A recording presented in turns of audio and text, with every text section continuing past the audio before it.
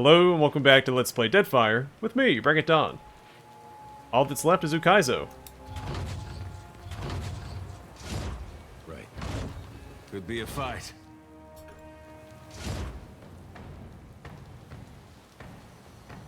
Alright, they're weak to crush. And not immune to burn.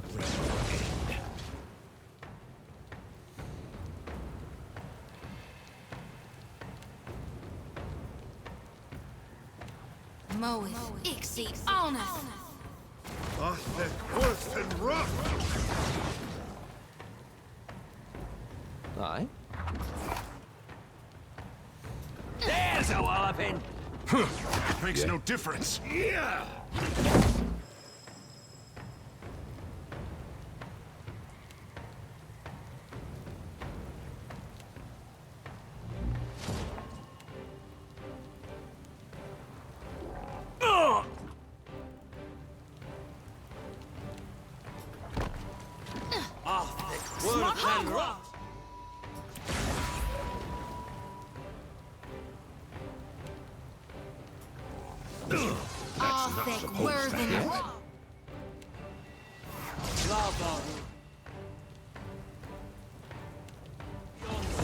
Keep spamming spells. There's a walloping!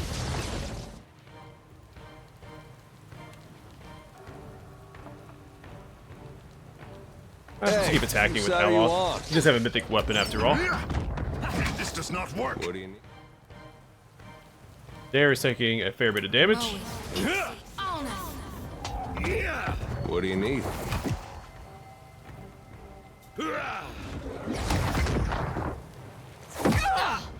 Come now, step into What's the it? light. Worth and rough. Never you mind that, miss. I'll land the next one.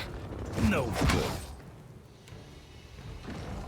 Aye. No mercy! Ah! Yeah! I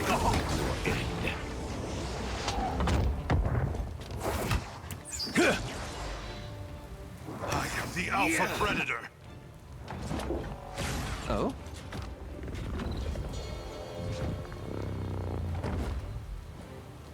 It's fairly dramatic. Also, what a couple of chumps. will do. There's all the Adrabon that I need. This pile of debris hums with ancient power.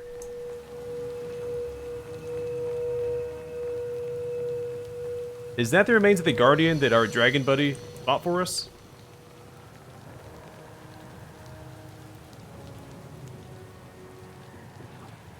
Maybe not. It's over here too.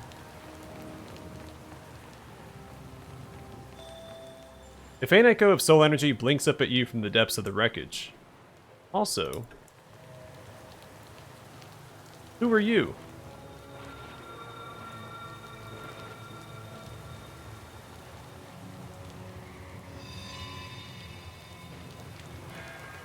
Alright, we'll just keep hanging out, I guess.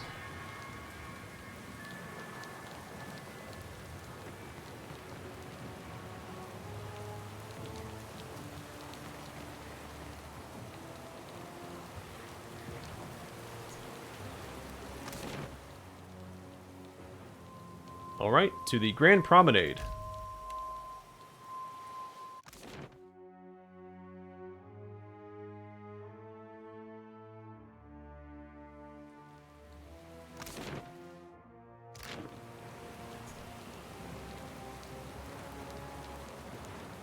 It's even scarier than in my dreams.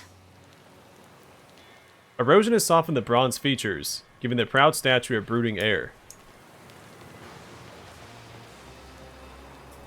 Descending into the city would be suicide, while the relentless storm rages on.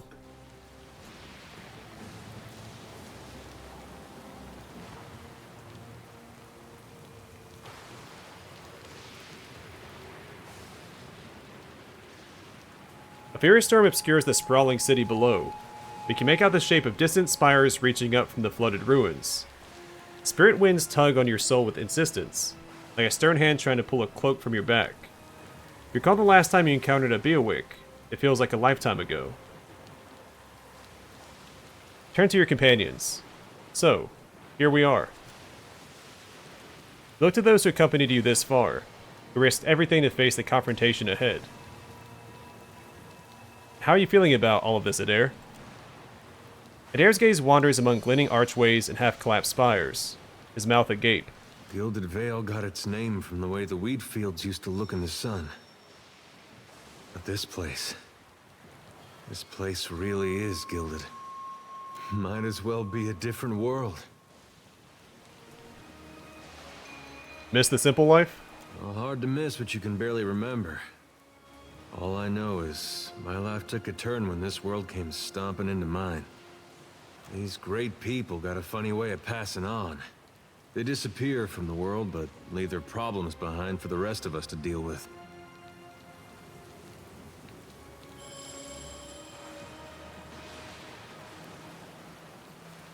That's why we're here.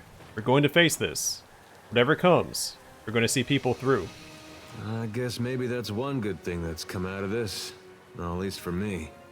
I got something to do with my life that doesn't involve hauling or shoveling. I even got a friend or two out of it. He smirks. Whole world's about to face the biggest test it ever saw. What Eothas is doing, it's gonna change everything. We may not survive. Kith, I mean. God of redemption, trying to redeem the gods. Adair snorts. He shakes his head. What a mess.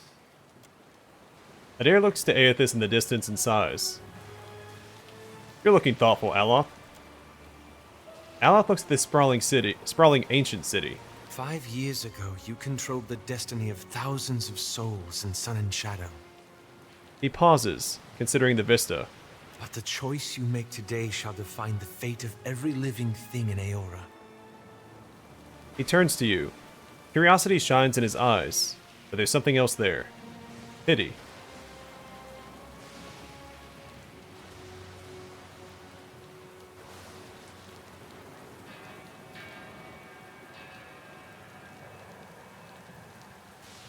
What do you think I should do? And to think of all the times I've asked you the same question. He chuckles. He takes a deep breath, thinking. I suppose if it were up to me, I'd want to ensure that Kith are free to define their own future. To triumph or fail by our own decisions. I agree. He looks over the ancient broken city. But it isn't up to me. He pauses, looking back at you. I know you'll choose wisely.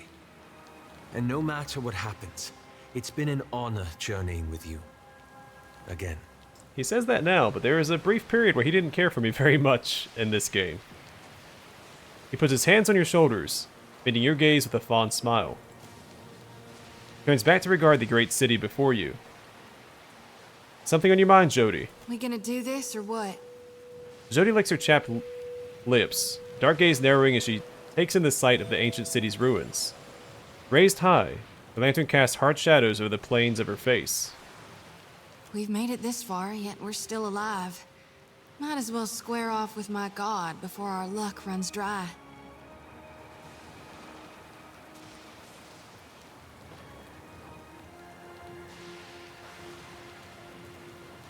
Was it worth it all to chase down your god? Reckon it was. Sure, I did some things I now regret. God knows I got plenty of blood on my hands.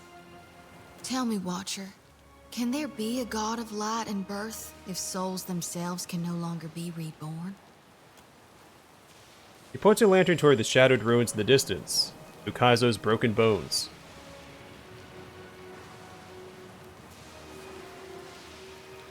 We survive this. No, never mind. I'll tell you after. I'll hold you to that.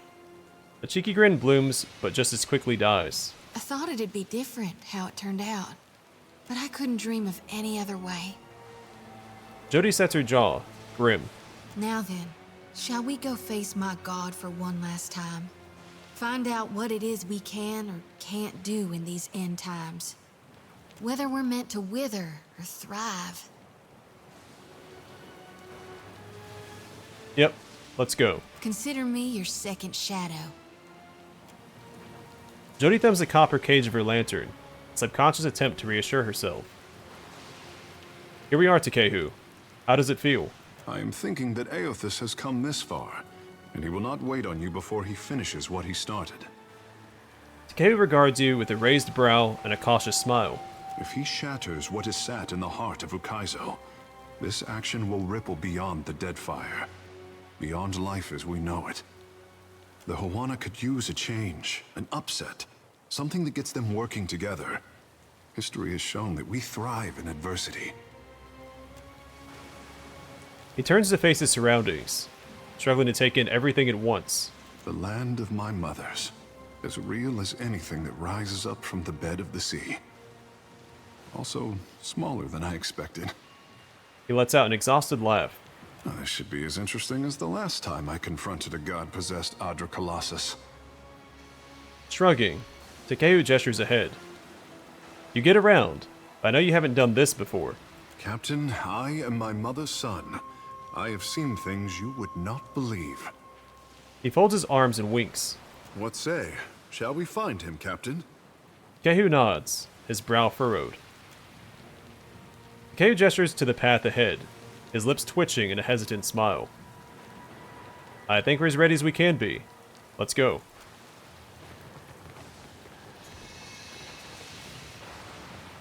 Will do.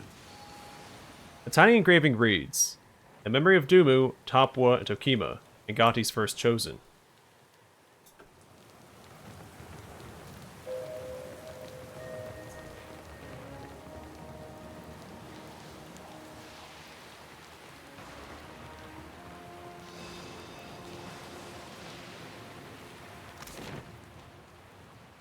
To Andra Spire.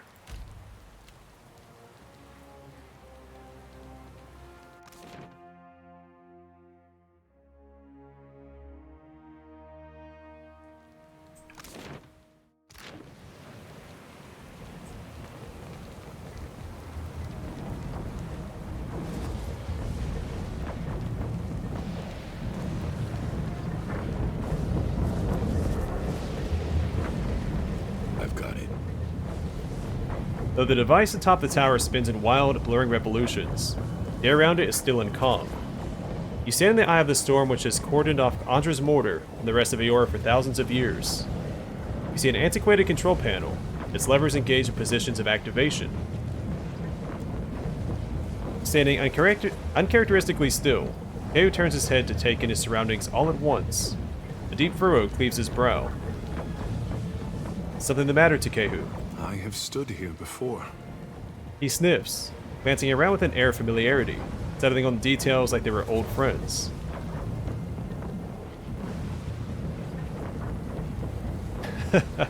I swear, you're hiding in a secret path to Ukaizo for me this entire time. He chuckles at you, brushing the matter aside. As a boy, I dreamed of a tower made of water. I stood at the pinnacle and made obeisance to Mother Ngati.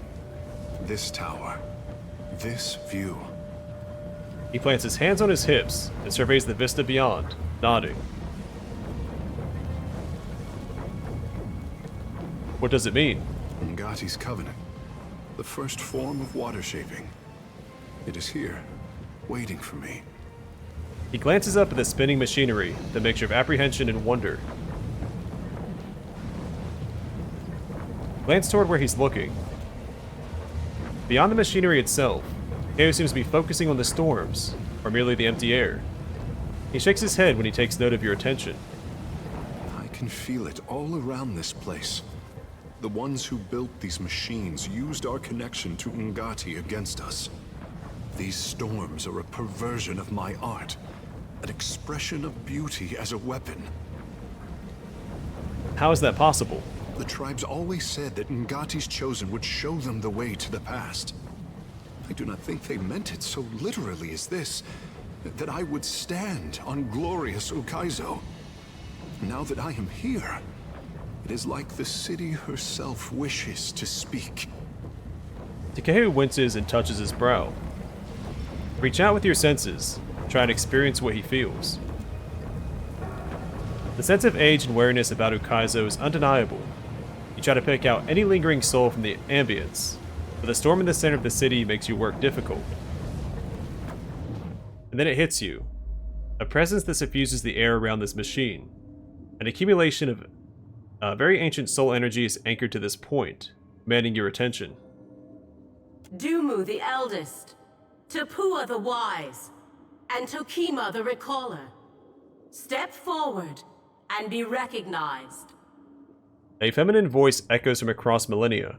You are the stewards of my covenant.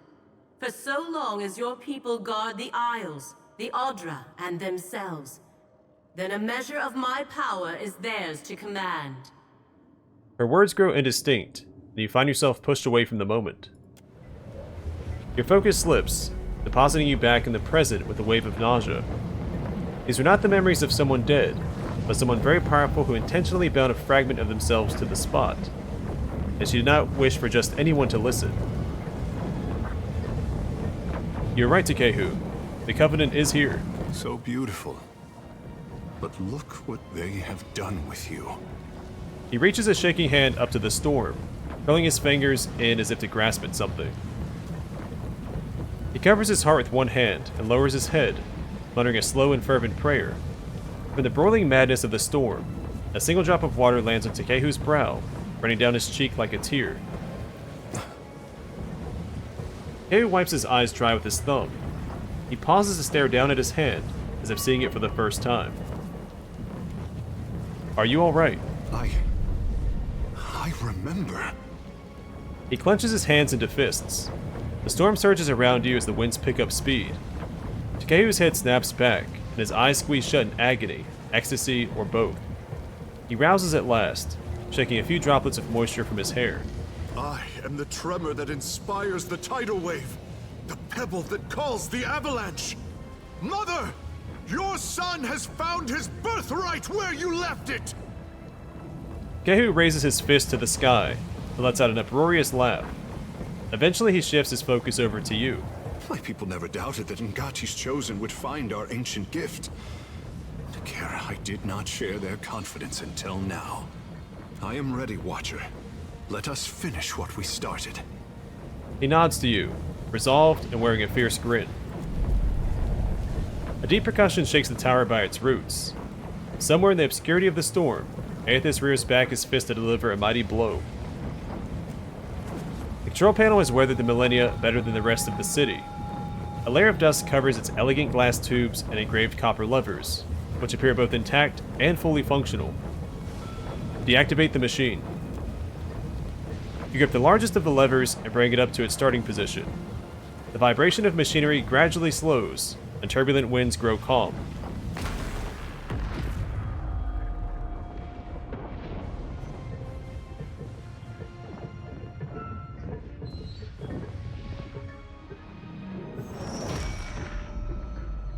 The machine controlling the storm winds down.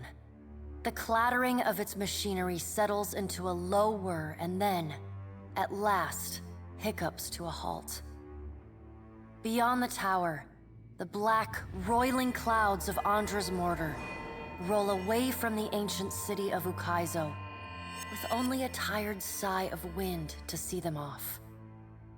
And on that last breath of wind, comes to you a familiar sound. The ring of a bell. The bell's ringing is soft, not the clangor and torrent you've grown used to. It calls to your soul, and your soul yearns to follow it. Your soul flees from your body and into the beyond, chasing that sound. It leads you at last to Bareth's realm, to that cold platform and room of endless doors. Watcher, your journey nears its conclusion. The pallid night stands before you, her gaunt face impassive. What will come after this? That will depend on the will of Kith, whose desires are ever in flux. Soon you will confront Eothas for what will likely be the final time, and you will do so as the Herald of Bareth, the only creature on the face of Eora to whom he will listen. Remember that. The pallid night inclines her head to you, black hair hanging lank in her face. She steps back and cedes the floor to Helia with a small, resigned sigh. If Eothas truly intends to go through with his mad plan to destroy the wheel, a generation's worth of souls will be trapped in the in-between. So many would suffer. How can Eothas be so cruel?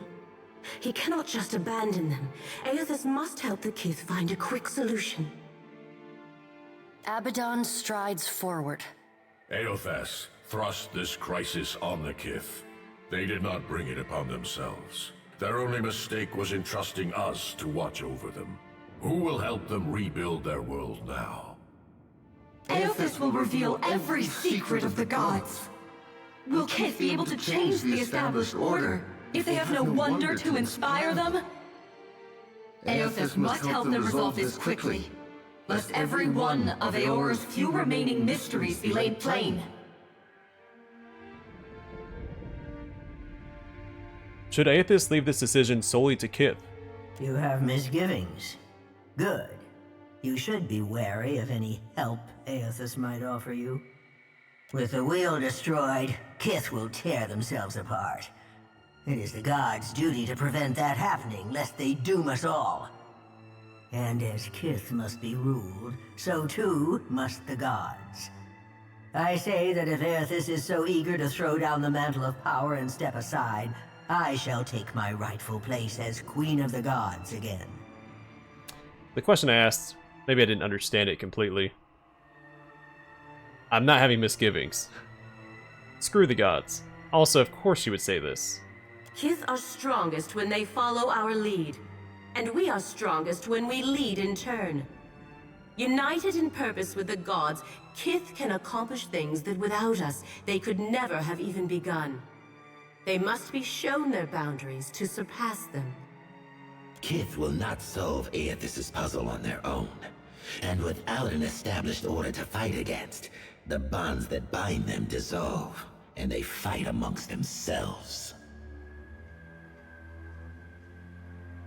I'm gonna call her out. Boudica doesn't want them to solve it.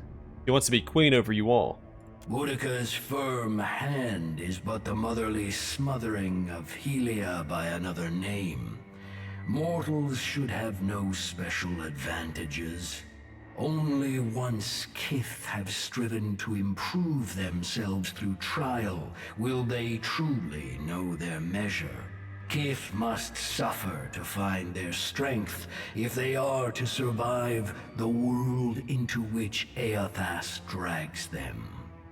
Our intervention in your struggle would be a cruelty and counter to our purpose. He lets his words hang in the air for a moment. Gaze, level with your own. Indeed. Kith must discover for themselves what it is they are worth, and of what it is they are capable. What we do for them, they do not learn for themselves. Trial breeds ingenuity. If our work of generations was not in vain, Kith will succeed in spite of Eothas' actions. I appreciate that Galawain and Mogren seem to be on the side of Kith here. I was hoping that Abaddon would be too. He wants us to invent for ourselves, right? To create our own path.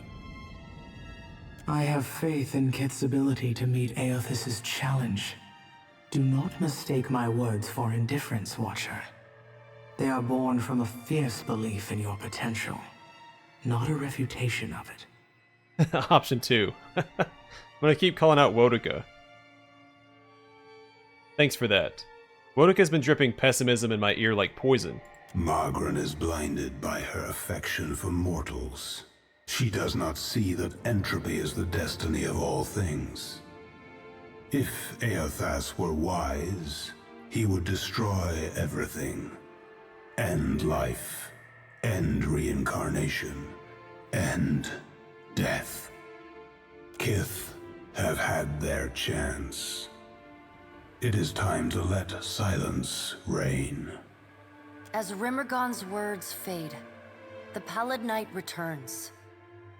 She no longer towers over you, a giant even among the gods, but meets you at your height.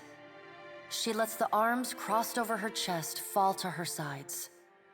She speaks to you openly, plainly. an expression almost like tenderness, turning up the corners of her lips. Well, Watcher, you know where we stand. What do you believe?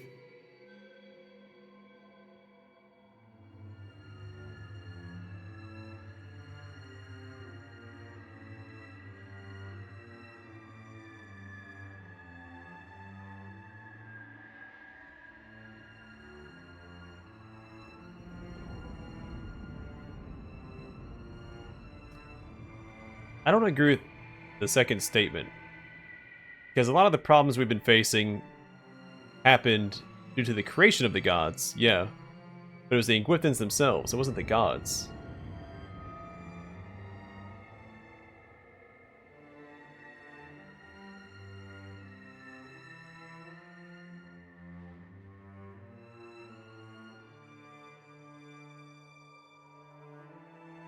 I think I like option 3. It goes against my disposition, but at this point I don't think it matters. True change, lasting change. It demands sacrifice. Coming days will be hard, but will be the better for it. Take care that you do not sacrifice all, Watcher. Only what you must. The things you stand to lose, lives, institutions, beliefs, you may lose for good. Now the time has come for us to part, Watcher. I laid upon you a difficult duty. You will be free of it in time, but not now. You have work to do yet. You are no stranger to hard choices. You killed Theos, and when his soul was laid bare before you, you chose to destroy it. You granted him peace. Remember the strength it took to make that choice, and know that you alone may sway Eothas now. When you stand before him, choose your words carefully. She claps her gauntleted hands together, and a sound like thunder rumbles through the room. As the floor crumbles and falls away beneath you, you hear the sound of a single bell ringing, and beneath it, the faintest whisper.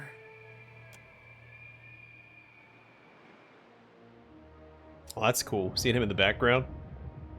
Consciousness returns in a wave as the last of the machine's energy dissipates. The calming of the storm reveals a sprawling city around you like sand wiped from mosaic. You see the distant outline of Eothas raising his fist in triumph and purpose. You keep falling asleep on me, I'm gonna have to start walking behind you with a pillow. Oh, by the way, the storm's gone. Also, I think Eothas has ended the world. Adair takes a long draw from his pipe and nods as he stares at the Colossus in the distance. It seems we're all still here. Aloth glances around, rubbing his head gingerly. Do not touch the machine again, I say. The delicate fish can only take so much. Squeezing his eyes shut, Takehu rests his head in his palm. Gods and darnation. My head. Jody presses a palm to her brow as she struggles to her feet.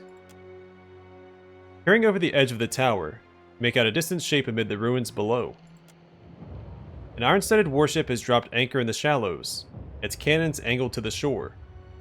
The ship is nearly cracked in half, but the standard of the Royal Deadfire Company persists in flapping with the breeze. The empty deck tells that the surviving crew have long since boarded a skiff and rowed to shore, which means you're no longer alone in Ukaizo. Sigh and draw your weapon. Yes? I shall.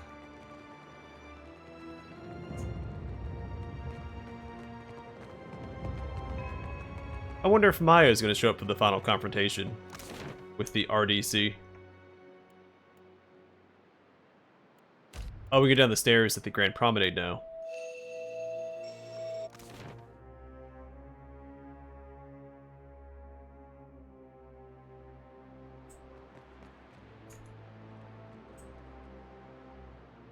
Azanui Karu approaches, her weapon drawn. Her face is bruised and cut, and her uniform torn from the rough journey, but her eyes are clear and focused. On you. Here's a sight I never thought I'd see. A trencher turning his back on his own people. What did it cost for you to sell out your homeland?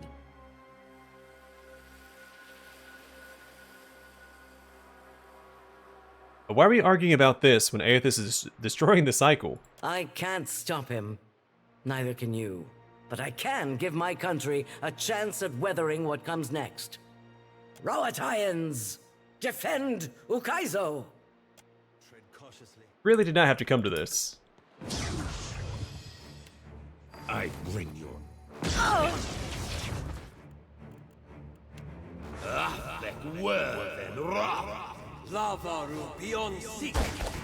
Try and get a dare into the back line.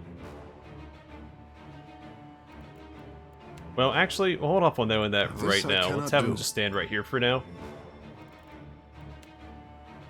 Death! Drop that right here. Somewhere over here.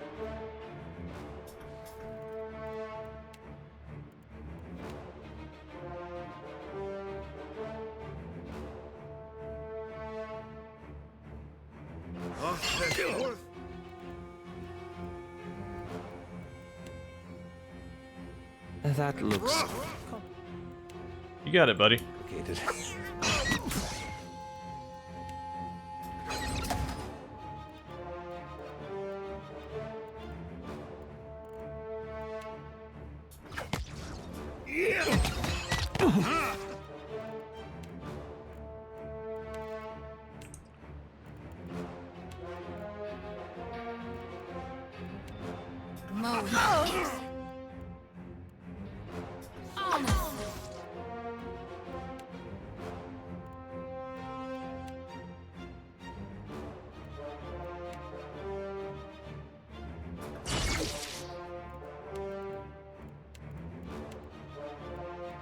You know what? Go ahead and cast Sacred Immolation. There's a lot of enemies around you.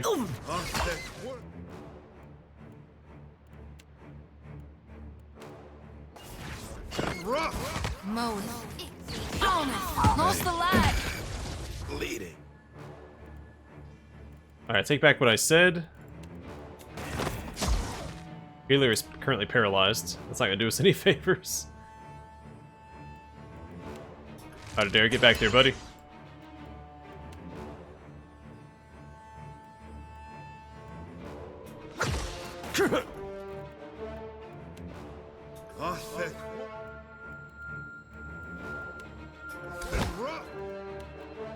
Let's go. Mowing. Honor. How may I? Pass it.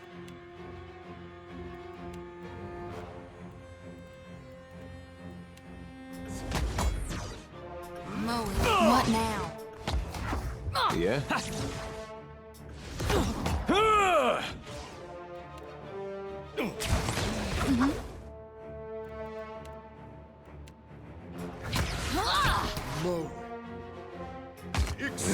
Take that. Hey, hey.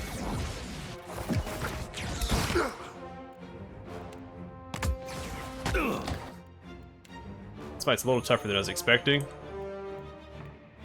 That might be the final fight of the game, so it should be challenging.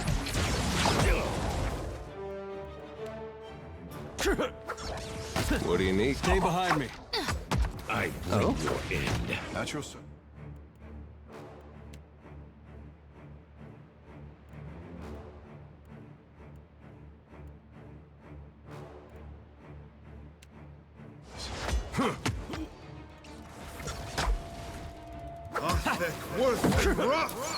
Yeah. No mercy!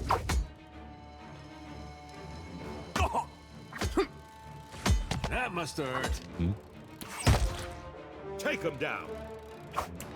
Yeah? I'm glad Maya wasn't in this fight. I didn't want to have to actually fight her.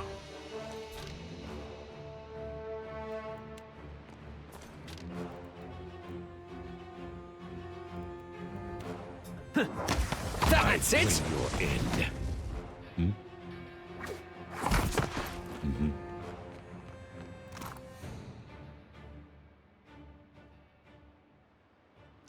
Alright, the Hazanui's crested hat.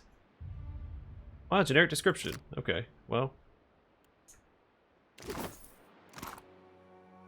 We'll add it to the collection, I guess. Will do.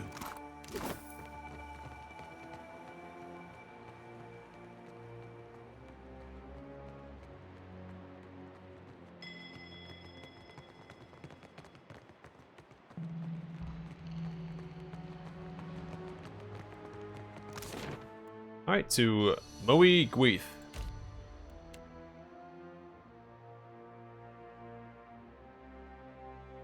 You descend into the ancient winding streets of Ukaizo. Battered by storms for thousands of years, the ruins bear the marks of their role as the lone witnesses of the gods' great secret at the center of the city. The houses and boulevards are pierced by great spears of luminous Audra. There are no ashen bodies, no birds, no sign or sound of any life. But with every step, the rhythmic pounding in the distance draws nearer. Soon, you can feel the vibration traveling up your spine. As you approach the center of the city, the weathered architecture gives way to more luminous Audra, piercing the ruins, eventually overtaking them entirely. Cresting the top of a fallen tower, you finally get a clear view of Eothas. He stands, legs astride, next to a great stone monument ringed with 11 cavernous alcoves. All but 3 hold a gargantuan skeleton, bones scrubbed clean by the city's storms.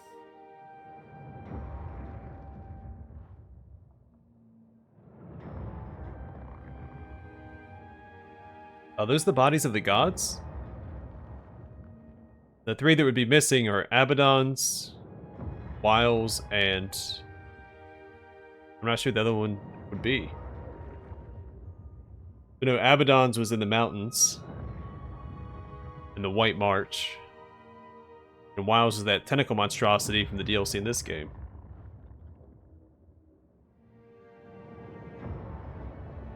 I don't remember a third one being discussed. An immense Angwithan machine floats above the monument, suspended by invisible energy emanating from a well of light beneath it. Great brass rings spin around a core of metal and Audra at the machine's center. Periodically, Eothas's massive arms swing back. The movement alone is enough to draw great gusts of wind toward him. When they come down on the machine, the impacts are accompanied by eruptions of electricity, fire, and smoke. The hundreds of luminous Audra pillars across Ukaizo sympathetically dim in a rippling wave that spreads out from the machine. The only safe route to the god is a steep ascent along a monstrous pillar of luminous Audra. Intertwined with fragments of Ukaizo's ruins that it has carried through the centuries, the pillar bends in a long arc, towering above the machine. The pillar levels out near Eothas's head, a silent observer to the destruction of the machine it has grown beside over thousands of years. You weave your way along a treacherous rain-slicked path up the pillar's skyward side. As you arrive at the top, you catch Eothas's attention. Fist pulled back, he pauses to observe you. With the same gentleness he showed at Ashen Maw, he lowers his arm and turns toward you.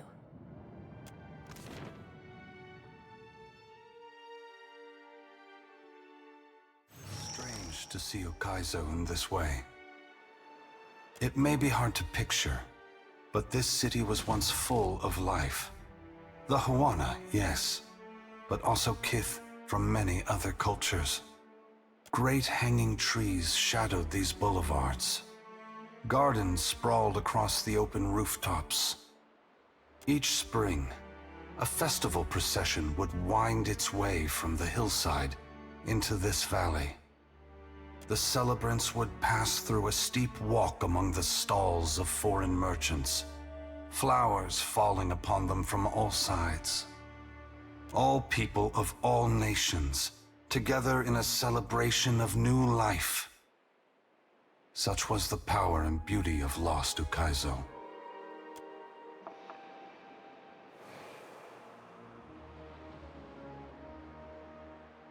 Oh, Widewind from the DLC. The soul of Widewind separates out from the masses trailing in your wake.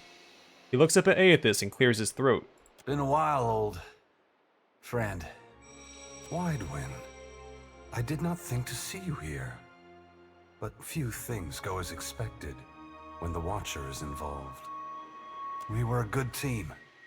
Once. But this isn't what we fought for. Ain't you just burning the harvest because you planted the wrong seeds? An astute observation, old friend. Consider instead that I am giving the soil back to those who till it. Spring must always follow winter. As long as there are people committed to finding the other side of change, the agony will not last. But thank you for challenging me as you did in fairer times. I haven't forgotten the lesson we strove to impart. You're welcome, I suppose. Widewin clears his throat and backs away to offer you space. Eothas shifts his attention back to you. Mighty One, I once desired to return that power and beauty to the Huana. Now I wish only for the tribes to find it themselves. If not here, then elsewhere. Ukaizo glances at you and swallows. Was I wrong? Have I failed them? Ukaizo, the gods have already decided so much of your life. I would not shape what remains of it. You know how your people could benefit from your help. You have also come to see that this life is yours to live as you choose. Deciding what course to take is not easy.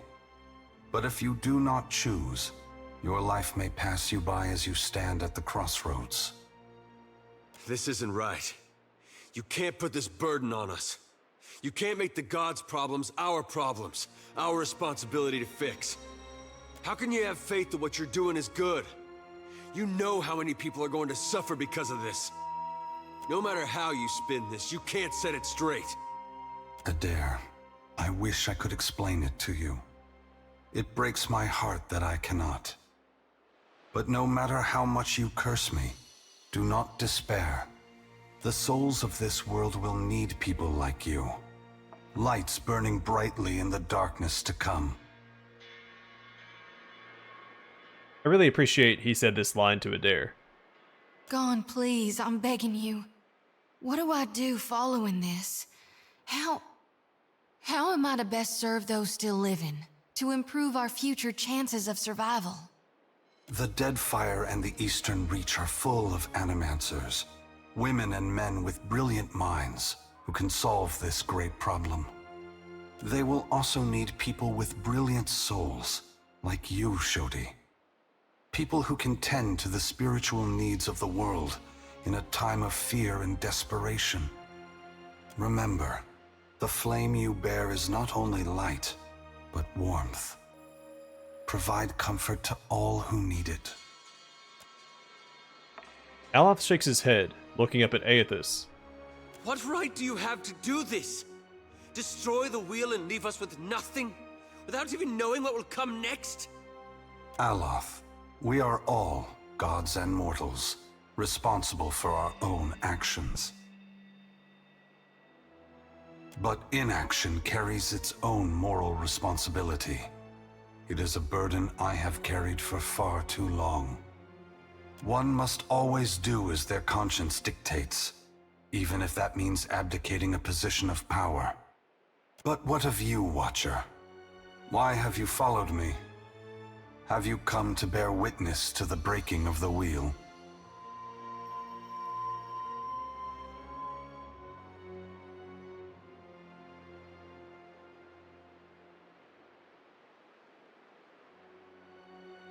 Option 5.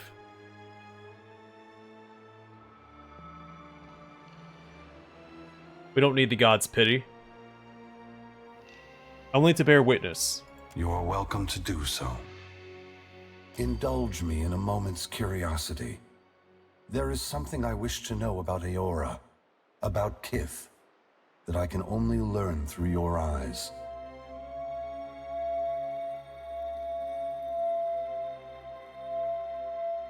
Option 3 and 4.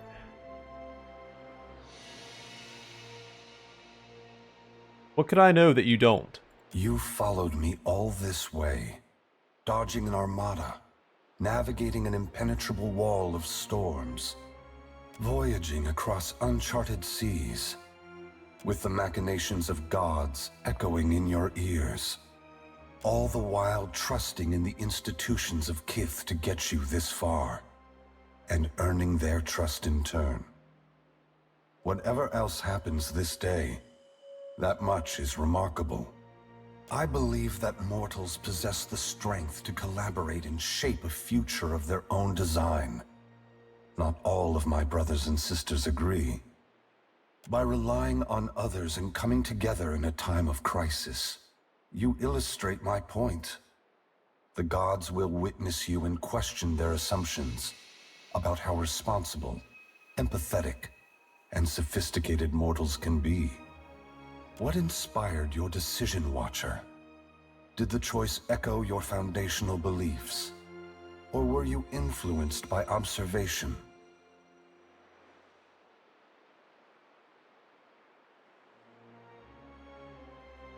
In part, I did want to prove Boudica wrong, but also all the other gods that agree that the Kith can't exist without the gods. So Ngati, I really don't want to say Abaddon, but Helia, so on and so forth. I wanted to prove Boudica wrong. He thinks mortal cooperation is destined to fail. Boudica has been especially active since the downfall of her favorite operative. Have you ever considered that she is mentoring his replacement? That's a troubling thought. Also, I didn't think about that at all. She may have been trying to turn me into her agent, like Theus was. My brothers and sisters never act when the gains are strictly short-term. If Boudica's shadow has fallen upon you, that can only mean she recognizes your potential to further her ambition. Well, she can get bent. You feel searing heat radiate from Boudica's restored crown, but a moment later, it cools. I thank you for your perspective. Yours is not the only opinion that concerns me, but for the moment, it offers much to consider. All I ever wanted for mortals was growth, transformation. Once, my brothers and sisters shared this goal. Some have forgotten themselves, giving into fatalism or tyranny. Others have succumbed to apathy. It brings me great sorrow that crisis is the only way to set the future in motion. Would that I could pass the responsibility of heralding your darkest hour to another.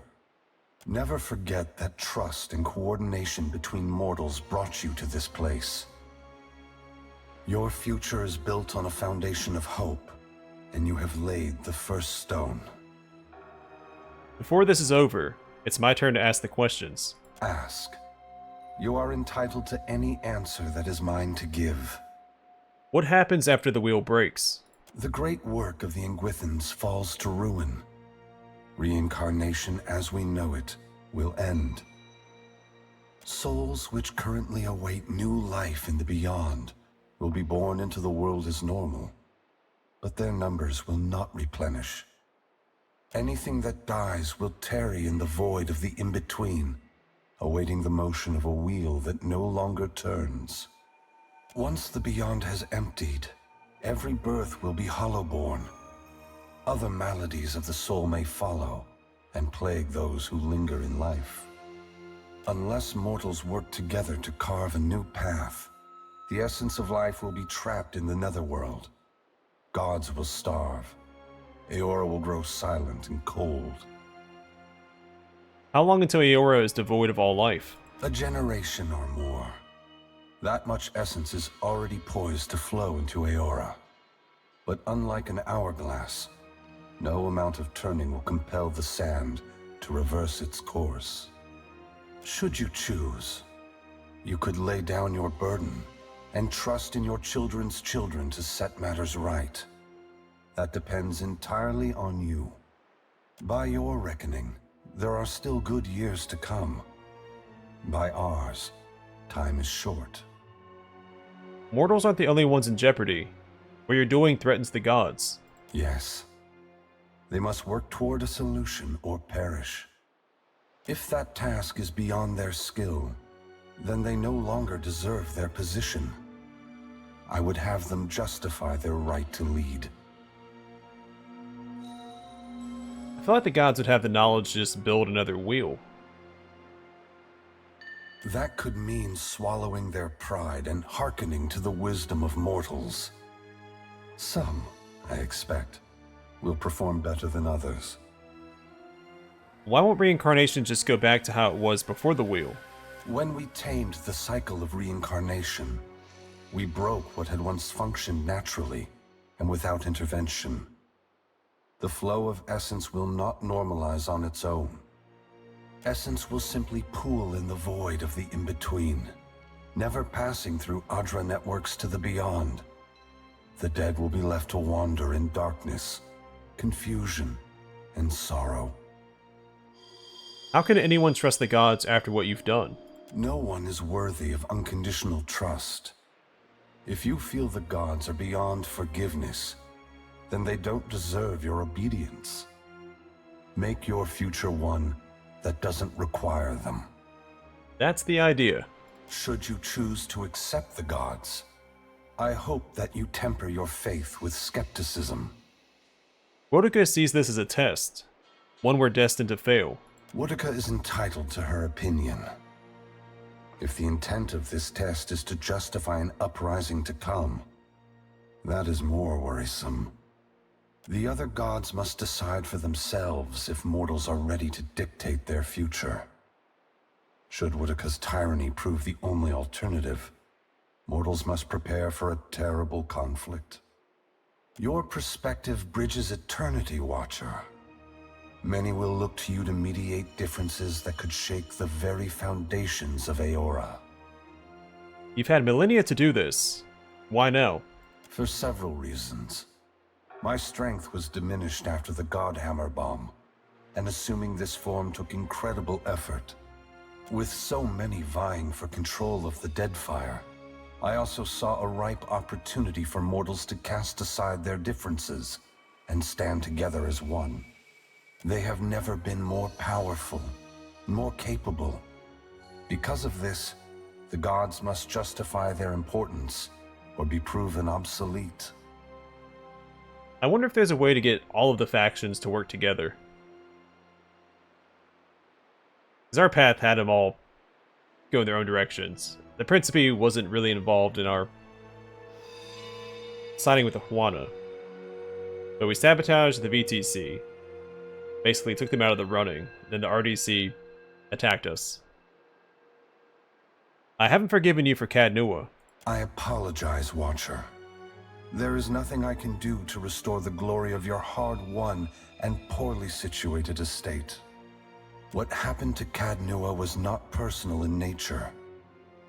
I would have occupied the statue even if it was buried beneath Defiance Bay. Given your perseverance, I know that a second home cannot be distant in your future. You have only to seek it out. That's all. What happens next? I must attend to my final work now. I cannot delay any longer. You have carried a heavy burden across the Deadfire, Watcher. Before I go, I would rid you of it. No sooner have Eothas' words entered your mind, you hear one final dissonant ring of the chime within you, then silence. The knot that formed when the Pallid Knight first addressed you in the Beyond is now gone. You are free now, as free as any of us can be. Many will come to you for help in the years ahead. Animancers, priests, even the gods themselves. I have great hope for you, but always remember that your future is for you to decide. Use your freedom well. Eothas squares himself to the machine. As you move to a safe distance, he draws his fist back and resumes his assault.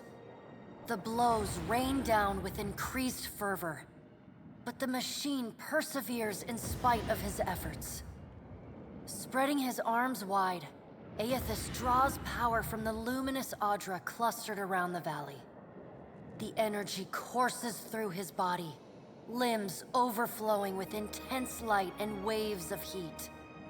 He returns to his task, each strike bringing with it the sound of cracking stone and twisting metal, the flickering of luminous Audra across Ukaizo.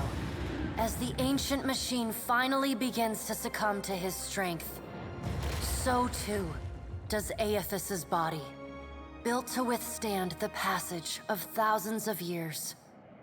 The great Audra statue has finally been pushed beyond its limits. Cracks appear along the hands, then race up the arms. Eothas does not slow his assault, but continues unabated. Its brass rings twisted. The machine spins erratically but withstands the relentless barrage. Eothas stands astride it and pummels the base of the machine. Soul energy begins to flare out from the machine's heart, warping the air with the intense heat. Eothas drives his right fist into the machine's center, the core of metal and Audra. The god lets out a deafening shout, something between a cry of anguish and a roar of exultation. You see Eothas's arm shatter upward from his hand through his elbow. A flash of light and heat bursts from the core, accompanied by a cacophony of destruction. The moment passes as Eothas's shout echoes throughout the valley. Your eyes begin to recover. The god's work is accomplished. The great machine of Ukaizo has been destroyed. The wheel has been unmade.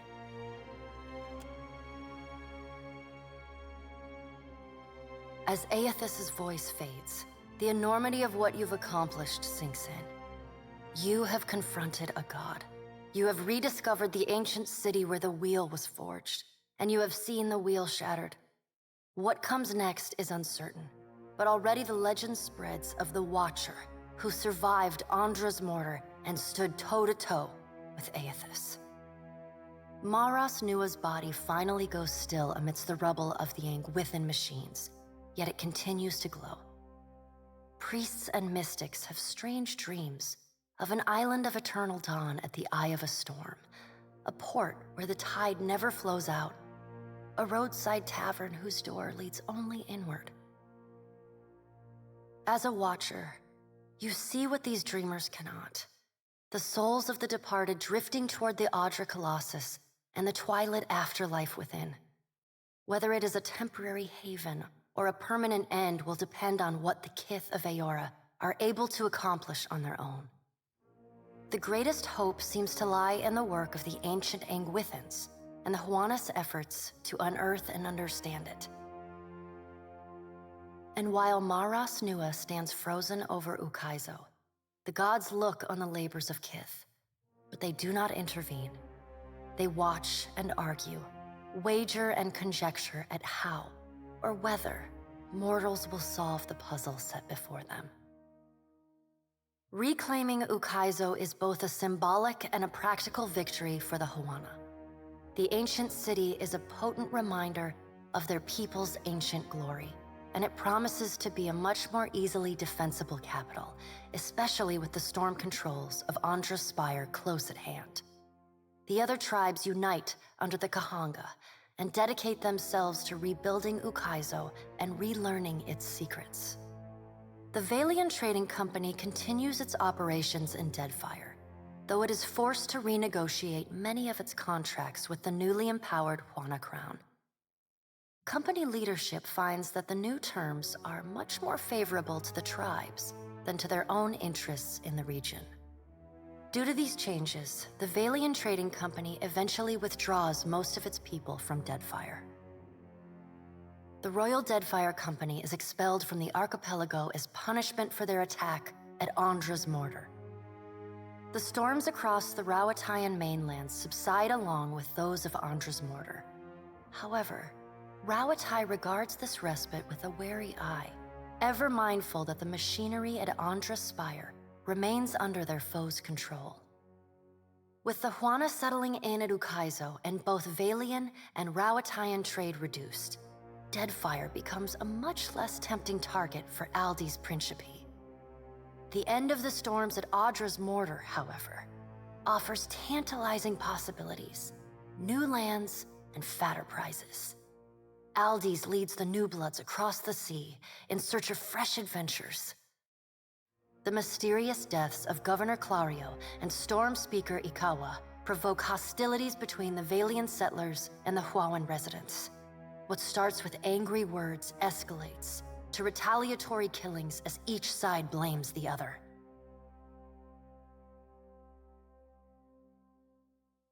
But these are the people that the RDC assassinated. By the time anyone bothers to question the strange coincidences surrounding their deaths, including reports of a cloaked Omawi woman seen in both the port and the village, both sides have gone too far to turn back. The conflict eventually draws the attention of Queen Onikaza, who sends a contingent of warriors to drive the remaining Valians from the island. Port Mage becomes a cautionary tale for outsiders who would abuse the hospitality of the Huana tribes. As the balance of power changes in Deadfire, so too does Nekataka transform. Though the Kahanga monarchy moves its new seat of government to Ukaizo, Nekataka continues to be a busy and important city. The pirates continue smuggling food into the gullet, and the Raparu embrace their benefactors, aiding and concealing their smuggling operations. Over time, the gullet becomes a hotbed of piracy. Ukaizo reveals more about the ancient art of water shaping than the guild could have hoped to learn in another century of work. With this new knowledge, water shapers across the archipelago wield the currents and bend the waves for the pleasure and benefit of the new Huana nation. Your brief encounter with Letharn proves deeply influential for the children of the Dawnstars. Plagued with nightmares and haunted by the deaths at Hesango, Letharn begins questioning his faith in Eothas. At first, his fellow Dawnstars chide him, but that changes as word of Eothas' deeds at Ukaizo spreads. After all, what business have they worshipping a god who denied his own legitimacy? The children of the Dawnstars respond to Eothas' sacrifice by taking up the lanterns and sickles of the Harvesters of Gone. They become pilgrims of essence, gathering souls across Eora and ferrying them to the haven within the Audra Colossus. Others will repair or rebuild the wheel one day. In the meantime, the Dawnstars will care for the souls of the dead. Ruanu, the chieftain of the Huana at Tikawara, dies mysteriously. The tribe finds his body washed up on the same beach where Anaharu challenged him to the trial of waves.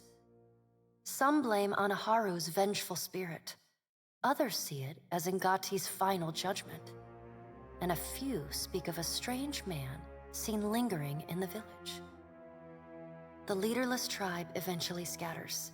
Some head to Nekataka, while others seek out the Wahaki. The dragon, Neraskirlas, no longer passes between Eora and the White Void, and the dead flow slowly breaks apart, exposing the temple long frozen within. Under Halfyorn's guidance, the Harbingers of Dusk resettle within Remergon's temple, vowing to forever protect it from the defiling touch of outsiders. Over time, the group becomes increasingly reclusive and fanatical, attacking any who dare approach their holy site. In besting the Beast of Winter, you earned the Death God's mercy rather than his enmity. The deity remains characteristically unforthcoming about his decision, and you're left to wonder whether in doing battle with him in the White Void, you somehow furthered his apocalyptic ambitions. Utterly corrupted by the tooth of Tawamawai, the Audra at the primal island of Kazuwari continues to remain separated from the greater beyond. As increasingly anguished spirits roam the island in search of essence, blights form with greater frequency. The wildlife suffers, and the jungle thins as Kazuwari slowly dies. Weakened by the events at the island, Galawain retreats further from the intrigues of the gods. Rumors spread of his displeasure, as those godlikes touched by the father of monsters begin dying mysteriously across the whole of Eora. The faces of the hunt continue to rule the Crucible in Galawain's, or rather, Toamawai's name. The trials summoned by the statue grow deadlier with each season, until only those rare few willing to brave the gravest of dangers seek out the bloody ordeals of Kazuari. Like the other souls following in your wake, Muatu eventually yearns to move on to the beyond and the wheel. Stymied by Eothas' actions, however, he settles on returning to Kazuari, where he joins the choir of souls that echo throughout the Crucible. Hundreds of Kith, and no small number of Wilder and Primordials, flee from the Black Isle, their minds a confused collection of inconsistent and contradictory memories. Each escapee bears knowledge that was once lost, and agents of the Hand Occult across Eora work tirelessly in the years that follow to hunt down and end these fugitives. They find far fewer than they hope.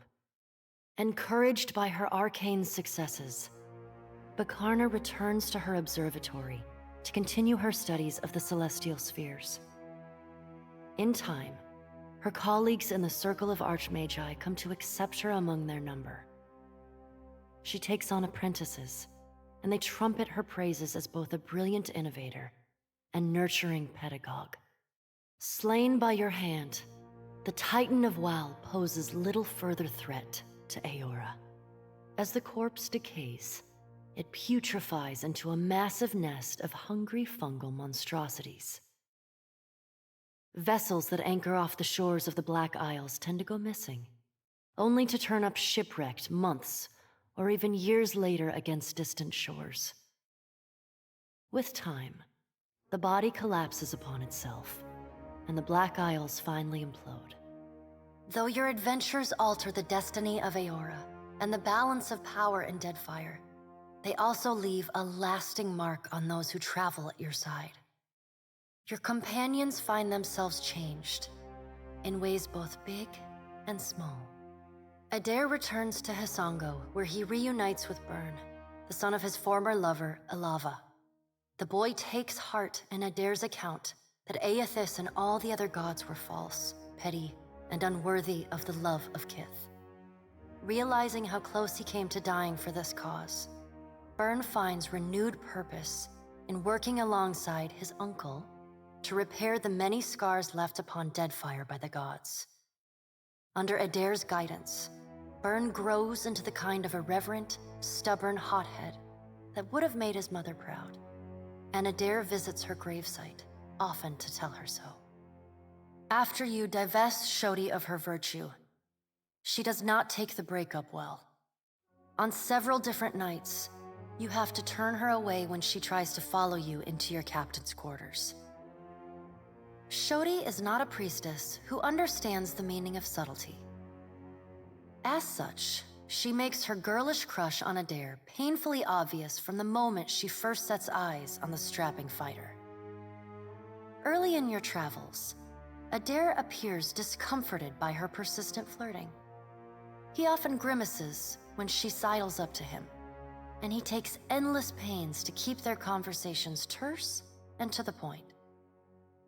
But after a little smoothing on your part to nudge them in the right direction, Adair makes an effort to view Shodi with an open mind. And Shodi begins teasing the veteran fighter in a more companionable and less amorous manner. After saving each other's hides a couple times and sharing more than a few laughs, the two form an easy, and you suspect, lifelong friendship. Seemingly lit with an inner glow, Shodi takes to a new life of mission work with gusto. She still is committed to shepherding souls forgone, but having realigned her goals with that of her fellow Dawn Stars, she now endeavors to help the living as much as the dead. As you travel the Deadfire, you find her sleeping better and laughing more often.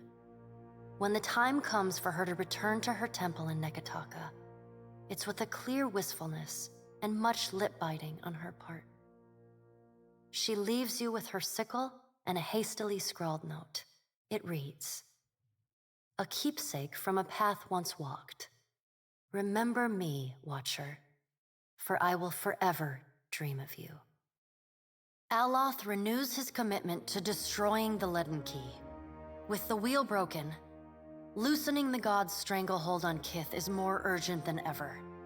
It is a lofty goal, and one he does not expect to finish in his lifetime. But if there's one thing he's learned from the Watcher, it's that a single person can change the world. You let Rimaro go, and the former pirate ostensibly set sail for the trade lanes of the Eastern Reach, the Edier Empire, Old Valia, and the Republics. For the remainder of your time together, Seraphin seems, if not exactly happy, at least contented with the outcome of your confrontation with his former mentor at Sayuka. And yet, when the two of you part, Seraphin seems emboldened, invigorated by a new sense of purpose. He buys you a drink, toasts to the Deadfire, says, "Let's see if we can make something worth a shit out of what's left of these Principe swabs," and sets sail the next morning. In the years to follow, rumors occasionally reach you of the Blue Orlan pirate of the Deadfire, a privateer captain as keen to free slaves or fight for an influence as he is to plunder and pillage. After reporting back to her superiors for the Watcher's actions against the Valian Trading Company, Palagina is rewarded with reassignment home to the Valian Republics. She spends the next several years as the head of the household guard for the Duke of Anchenze. In this role, she is often lauded for her courage and loyalty.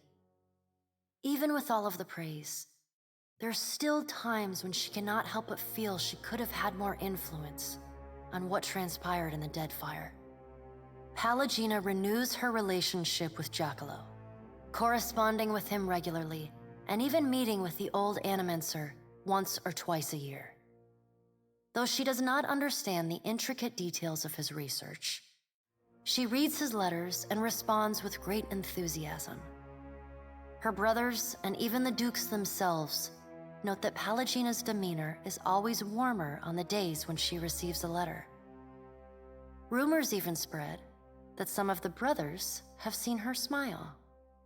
Time away from the Navy gives Maya Rua some perspective on how Rawatai conducted the Deadfire occupation. No sooner does she return to active duty than she voices her frustrations over some of the more underhanded tactics she witnessed and carried out in the name of the homeland. Her voice carries all the way to the Ranganui, who reminds his admirals that battles are won by superior tactics, but war is a battle of precedent, and winning is not always a victory. The people listen. Though Maya's covert assignment in the Deadfire is considered a success, few claim knowledge of it or openly congratulate her. She receives no praise beyond knowing glances or the occasional raised tankard from her countrymen. She never responds. She looks forward to seeing her brother again. So does Ashiza. Takehu distances himself from the problems of the Deadfire, giving the tribes a reprieve from godlike omens. Ngati's silence speaks volumes. The Huana grow to rely on each other, paving a new way forward divorced from their traditions. Soon after his departure from Nekataka, sailors report of mountainous water sculptures rising from the open sea, entrancing and salacious. These works are celebrated everywhere, from the brothel to the palace, though the identity of the artist remains an open question. Your farewell is short and cordial. Nothing further needs to be said, and you wish each other well. Takehu does not look back. The sea feels restless in his absence. Your pursuit of Eothas and your journey to Ukaizo signal the end of forces that have shaped the lives of Kith and the course of nations. The cycle of reincarnation has been broken. The storms of Andra's mortar have calmed. Yet each ending promises a new beginning. As the sun rises over Ukaizo, Kith turn their gaze eastward, wondering at what lies beyond, and at the world they will fashion for themselves. As the Watcher of Cadnua and the former Herald of Bareth, you return to your ship and begin the long journey home. You hope for calm weather.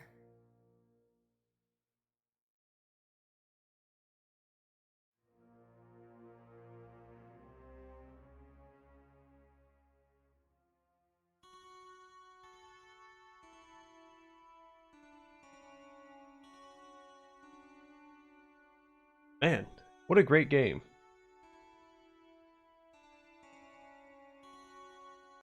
For starters, I really appreciate that the game is voice acted, almost in its entirety. Saves me from having to do all the reading out loud, and you guys from having to listen to me read everything out loud. Also adds more character to the various NPCs and everyone you come across, because everyone was voice acted. I think that's just a phenomenal undertaking. Mechanically, I think the game is much improved over the first game. I do like these slower paced fights. I felt like some of the fights took longer to get through, so some of the mechanics like regeneration played a much larger role. And my character felt truly tanky. Some small quality of life features as well, such as being able to copy and paste your weapon sets to the other slot, so you could use the same shield for 2 weapons. That small things like that, I think, really made this game. The soundtrack is phenomenal, of course, from the sea shanties to the generic combat OSTs.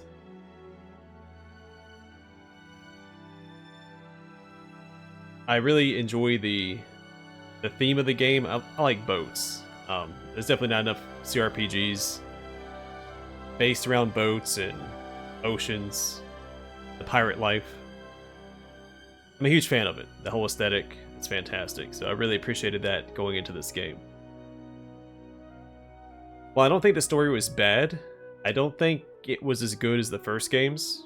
I don't like to compare games like that typically, but being a direct continuation, this story definitely had higher stakes, where Theus' operations, they did affect the world. You were just kind of stopping him from, well, permanently from interfering elsewhere in the future, but also you're really just impacting the Deerwood.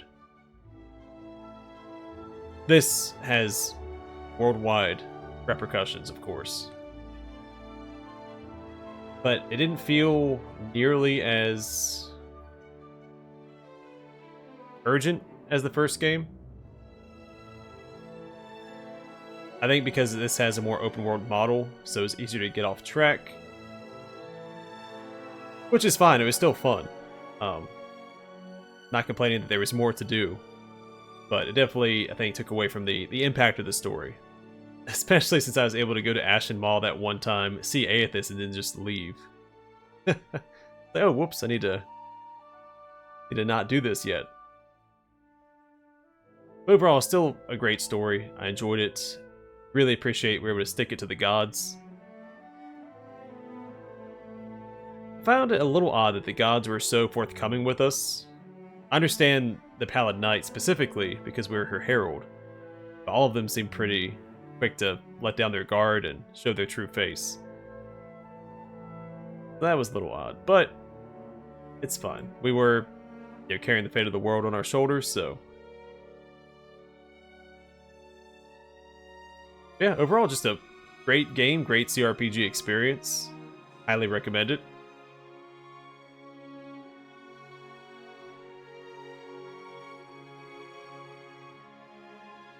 And there's the shanties there.